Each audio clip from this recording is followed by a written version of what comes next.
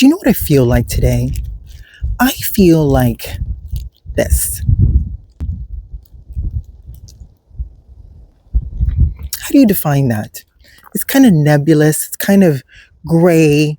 The snow is present, but then it's kind of like sludgy and melting.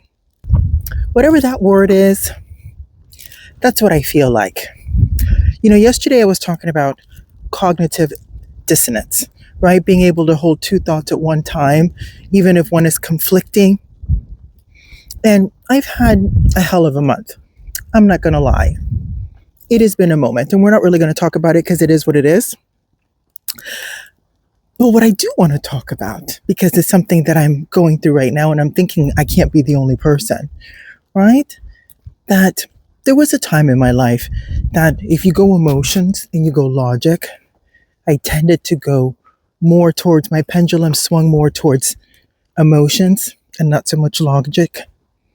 And then as I got older, I tended to go extra logical and not experience the emotions. I name it. I can identify exactly what it is and point it out, but really focus on this is what I'm feeling, fantastic, and then move back into the logic stream of it.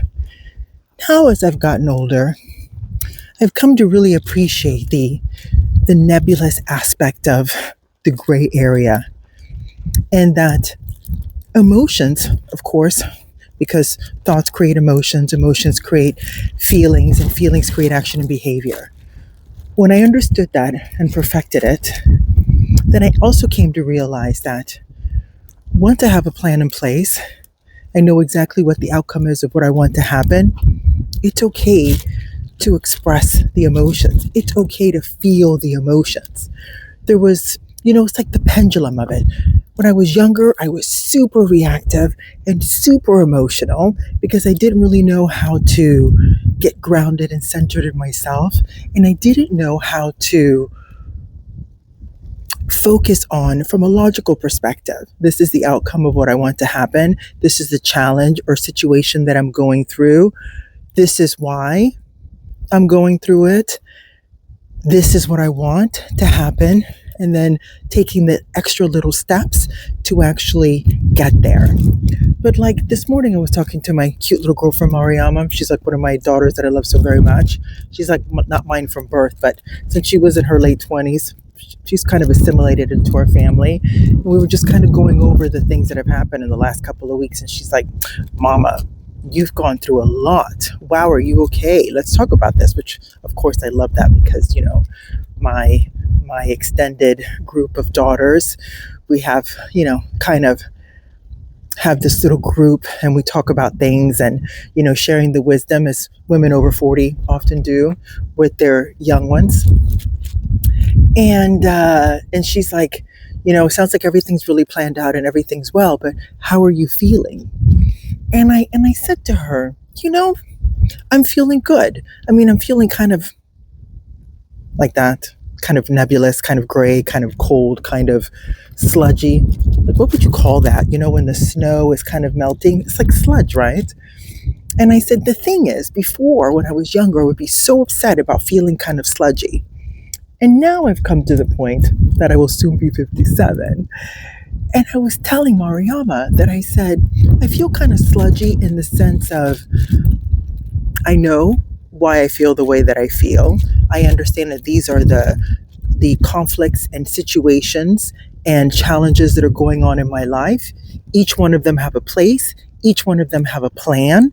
Each one of them I have taken actions to attain the outcome. And I'm allowing myself to still feel the emotions and feelings that you process. Because when I was younger, I went to the pendulum of feeling all my emotions and not having so much logic. And then when I got in my 30s, then I started saying, girl, you can't really live your life like this. You're going to be a walking, erratic, emotional being that no one's going to trust and you don't like and you don't feel comfortable in. So you must learn something new. So then, like anything else, a skill that I definitely focused on, learned, applied, and consistently practice, because skills, they get better and better and better with practice. And then as I got a little bit older, then I went all the way to full logic. And full logic is great. I would name the emotion, but I wouldn't really allow myself to feel it, because when I was younger and when I started growing up and getting older and wiser, I thought that showing my emotions, expressing them, was like a sign of weakness. So I avoided it like the plague. And then once I got into my 40s, then I started recognizing, you know what, there's nothing wrong with emotions. It's like cognitive dissonance. You can hold two conflicting thoughts or two counter thoughts at one time. There's a plan and there's a challenge and there is a outcome, and then there's emotions. In the sense of, there was several challenges that I've experienced over the last couple of weeks. There are emotions that go with all of those challenges. There are planned, strategic plans and taken actions to achieve each one of those outcomes. And at the same time, now that I'm in my late 40s and my 50s, I recognize the beauty of also being able to allow yourself to feel the emotions and not look at them for anything other than the way they came in is the way that they come out. I must allow myself, like the waves in the ocean, to feel them, acknowledge them, let them move through me, and move on. So with this day that I'm out here driving, running errands,